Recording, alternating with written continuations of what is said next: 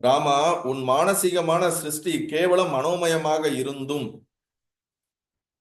அதனிடம் அநேக பிர- பிரம்- பிரமாதாக்களும் பிரமேயங்களும் ஏராளமாக விளங்கி அநேக வேற்றுமைகளால் வித்தியாசப்பட்டவைகளாக இருந்தாலும் அவை ஒருபொழுதும் மனதிற்கு அந்நியமாகாது. மனதிலே உற்பத்தியாகி மனதிலே இருந்து அதன் கண்ணே இலயமாவதினால் அந்த சிருஷ்டியானது கேவலம் மனதின் வடிவேயாவது போல சிவத்தின் சிவத்திலிருந்து ஜகத் உண்டாகி இருக்கின்றது. இங்க ஒரு ஸ்டேட்மெண்ட் வைக்கிறார், நல்லா புரிஞ்சுக்குங்க.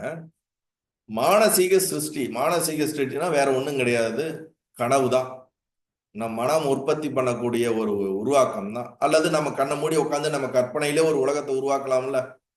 நீங்க இப்ப கண்ணை மூடி உட்காந்து ஏதாவது உங்களுக்கு பிடிச்ச மாதிரி ஒரு உலகத்தை உற்பத்தி பண்ணலாம். இல்ல இங்க இருந்துகிட்டே நம்ம எங்கேயா டிராவல் பண்ற மாதிரி எதையாவது ஒரு கற்பனையில அனுபவித்து கொண்டே இருக்கலாம்.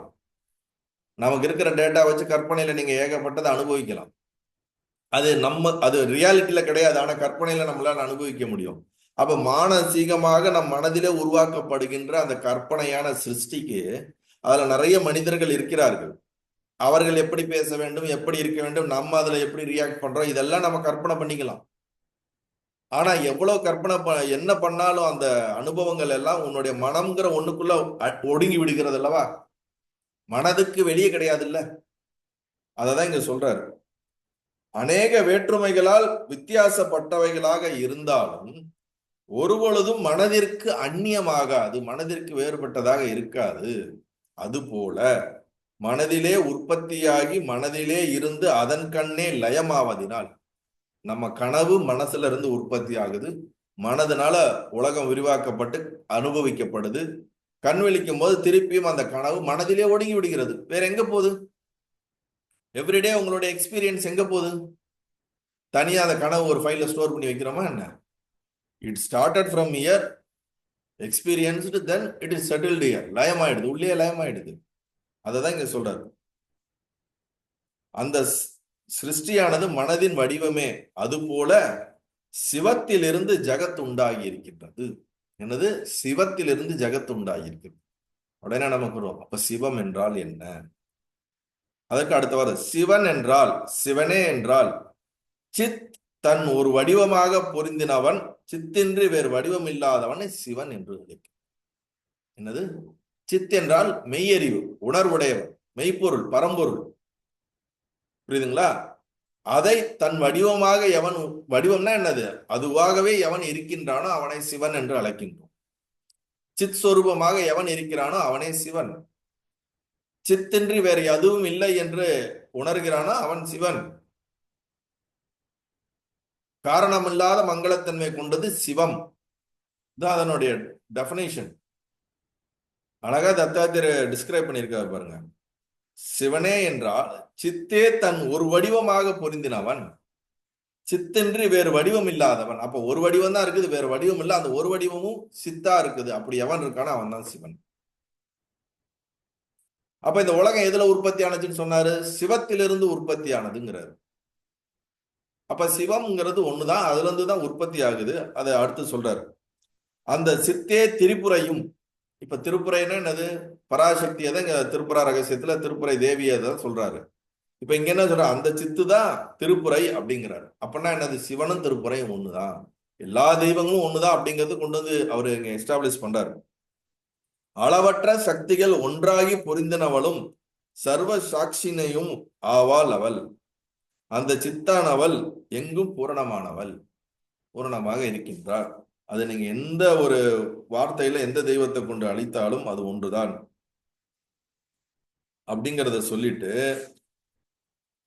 அதுக்கு அடுத்து, ஏ ராமா, யார் ராமானா யாரு? பரசுராமர. இந்திரஜாலக்காரன் செய்வதை பார். இந்திரஜாலம்னா மேஜிக் ஷோ பண்றான்ல அவனை.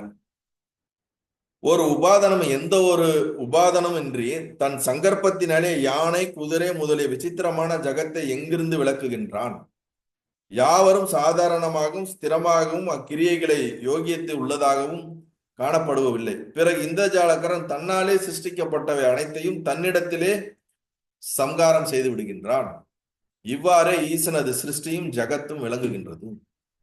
ஒரு மேஜிக் மேன் நம்ம உட்கார்ந்து பார்க்கும்போது மேஜிக் ஷோ, அவன் எங்க இருந்து எதை எடுக்கிறான் எப்படின்னு தெரியல. திடீர்னு நம்ம கண்ணு முன்னாடி எல்லாம் உண்மையா இருக்கிற மாதிரி, அது பறக்கிற மாதிரியும், திடீர்னு இருந்து உள்ள இருந்து பறவையை எடுக்கிற மாதிரியும், அதுல இருந்து முட்டை வர மாதிரி நிறைய மேஜிக். இப்பெல்லாம் ரொம்ப அட்வான்ஸ்டு மேஜிக்கா இருக்கிறாங்க. அந்த காலத்துல எல்லாம் ஒரு ரிப்பீட்டடா ஒரு 10-20 மேஜிக் ஷோ தான் பண்ணுவாங்க.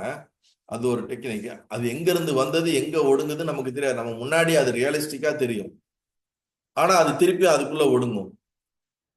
அது எல்லாமே என்ன நமக்கு அவன் பண்றதெல்லாம் அவனுக்குள்ள இருந்து தான் வெளிப்படுத்துறான், திருப்பி அவனுக்குள்ளே என்ன பண்ணிடுறான், ஒடுக்கிடுறான். அதே போல இந்த ஈசன், இந்த சிவன், இந்த மெய் உணர்வு என்ன பண்ணுதுன்னா, இவை அனைத்தும் தன்னுள்ளே ஒரு அம்பர்லா போல வெளிப்படுத்துற மாதிரி வெளிப்படுத்தி திருப்பி தன்னுள்ளே ஒடுக்குகின்றது இந்த சிருஷ்டியை அப்படிங்கிறாரு. ஏ பார்கவா, வெகு சஞ்சல சுபாவம் பொருந்திய இந்த ஜகத்தை பார். சஞ்சலம்னா என்னது? வேவரிங், தொடர்ந்து வேவரிங்கா இருக்கும் மனம், அதுலயே போயிருதுல, அத சொல்றாரு. பிரதிபிம்பங்களும் அவைகளை விளக்கும் கண்ணாடியும் போல எங்கும் உள்ள அகிலமான ஜகத்தை இன்னது சத்தியம் இன்னது அசத்தியம் என்று பிரிவினைப்படி விசாரணை செய்து பார். இந்த ஜகத்துல எது உண்மை எது பொய், எது சத்தியம் எது அசத்தியம் என்று நீ விசாரணை செய்யப்பார். ஒன்னு ரெண்டு அப்ரோச் இருக்குங்க, நல்லா புரிஞ்சுக்குங்க. ஒண்ணு, எல்லாமே பூரணம், எல்லாமே பிரம்மம், அதை தவிர வேற எதுவும் இல்லை. அது என்ன வேற்றுமைகளாக இருந்தாலும், எவ்வளவு பிரிவுகளோட இருந்தாலும், இருப்பது அது ஒன்றுதான் இருந்துச்சுன்னா, அதை தவிர வேற எதுவும் இல்லைன்னா கம்ப்ளீட்டா இது எல்லாமே என்னது, மெய் உணர்வு, சித்து தான் அப்படின்னு எடுத்துக்கிறது ஒண்ணு. அதை தவிர வேற இருக்கவே முடியாது. இன்னொன்னு, இருக்கிற வேறுபாட்டுகளை எல்லாம் நீக்கி விட்டு இருக்கிற அந்த பொய்யான மித்தியாவான அந்த மாயைகளை எல்லாம் நீக்கி விட்டால் இருப்பது சத்தியமான பிரம்மம். இந்த ரெண்டு விதத்துலதான் நம்ம ட்ரூத் அப்ரோச் பண்ண முடியும்.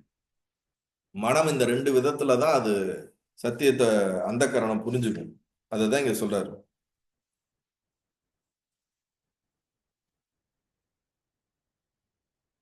ஆகையால் பிரதிபிம்பத்திற்கு ஆதாரமான சித்தின்றி ஒன்றுமே இல்லை. இங்க கண்ணாடியை வச்சு விளக்கம் பண்றாரு. கண்ணாடியில பார்க்கப்படுகின்ற பலவிதமான நம்முடைய உருவங்கள் அல்லது அதுல பார்க்கப்படுகின்ற பல வடிவங்கள் எல்லாத்துக்கும் கண்ணாடி எப்படி ஆதாரமா இருக்குதோ, கண்ணாடிங்கிற ஒண்ணு இருந்தாதான் அதுல பல பிரதிபிம்பங்கள், ரிஃப்ளெக்ஷன் அதுல பார்த்துக்கிட்டே இருக்க முடியும். கண்ணாடின்னு ஒண்ணு இல்லாட்டா அதுல ரிஃப்ளெக்ஷன் ஒண்ணு இருக்காது. இந்த உலகம் ஒண்ணு, அதுல நம்ம பல வேற்றுமைகள் உடையதாக நம்ம பார்த்து அனுபவித்து கொண்டு இருக்கிறோம் என்றால், இது எல்லாமே ஒரு ரிஃப்ளெக்ஷன். எதுல ரிஃப்ளெக்ட் ஆகுது அப்படின்னு பார்த்தேன்னா, ஆத்மா என்ற ஒன்றில, அந்த கரணத்துல இது அனைத்தும் ரிஃப்ளெக்ட் ஆகுது அப்படிங்கிற ஆத்மாங்கிற சித்து தான் இருக்குது ஆதாரமா. அதுலதான் இது எல்லாமே என்னது, தோன்றுகிறது, அதிலேயே நிலை பெறுகிறது, அதிலேயே ஒடுங்குகிறது.